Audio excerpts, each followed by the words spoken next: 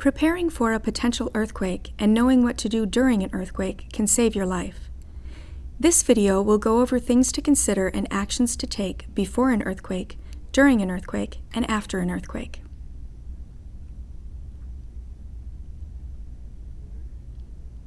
Before an earthquake, it's important to create an emergency kit for your home, car, and work, and stock it with any personal supplies you might need.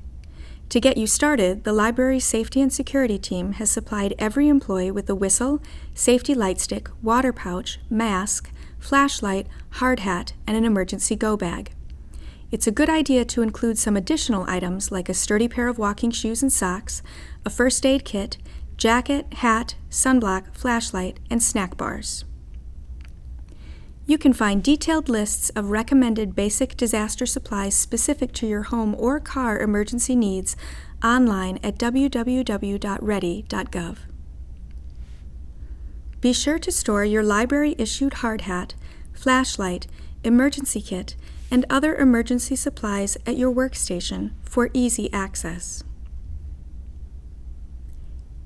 Anytime you leave your work area, take your most critical items with you, including your keys, wallet, and cell phone. Carry these things with you to meetings and anywhere else you might go, since you never know when an earthquake might occur. Evaluate your work area to mitigate any potential hazards, and move or secure items that could fall on you and injure you during an earthquake. Heavy or unstable items like bulky reference materials, large boxes, and oversized electronics should be stored as close to the ground as possible, generally no higher than waist level.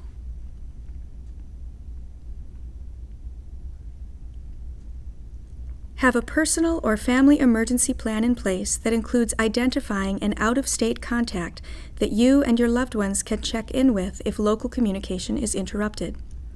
If you have children, make sure you know their school's emergency plan.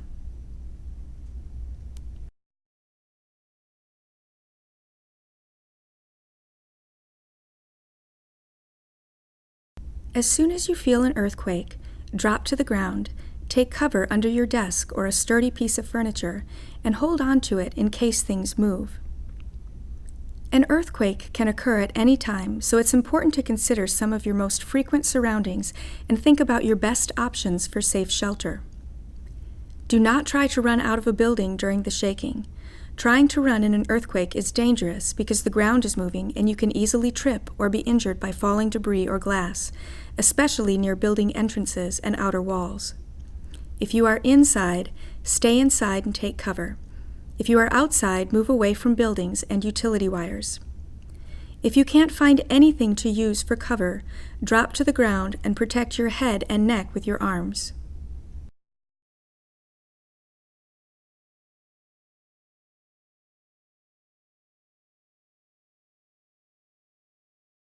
When the shaking has stopped, assess your surroundings before deciding what to do next.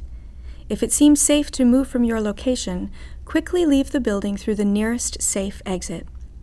Be prepared for aftershocks, which may cause additional shaking and damage. If you can, be sure to put on your hard hat and take emergency supplies with you. Once you leave the building, you may not be able to re-enter. In the event of a major disaster or emergency, your personal safety is the highest priority. Library employees are not responsible for evacuating others from the building after a major earthquake.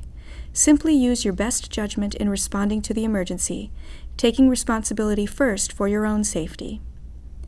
Tell emergency responders the locations of people who may be trapped or injured. Go to the disaster meeting location for your building. When you get there, be sure to check in with your supervisor or the person taking roll for your area. This is important so the libraries, campus, and rescue workers know who is accounted for and who is missing.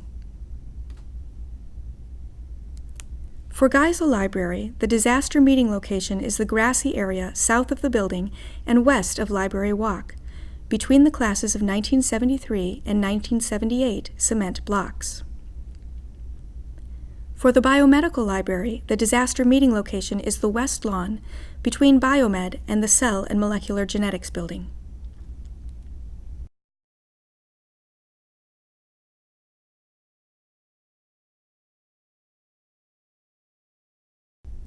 Wait for instructions and assist as you feel comfortable given your experience, skills, and abilities.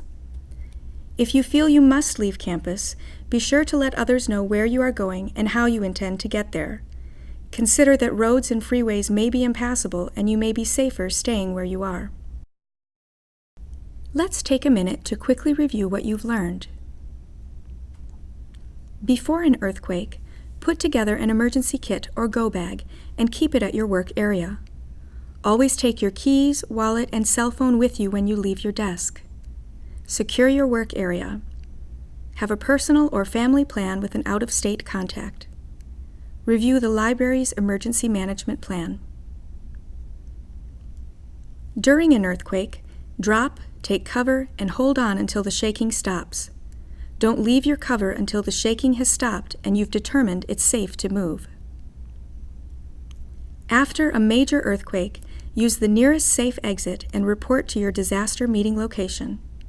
Check in with your supervisor and help with the emergency plan as needed. Now you know what to do before, during, and after an earthquake. These simple steps will help you be prepared and make good decisions during an earthquake emergency. For additional training materials and videos, be sure to check out the library's website on Listen.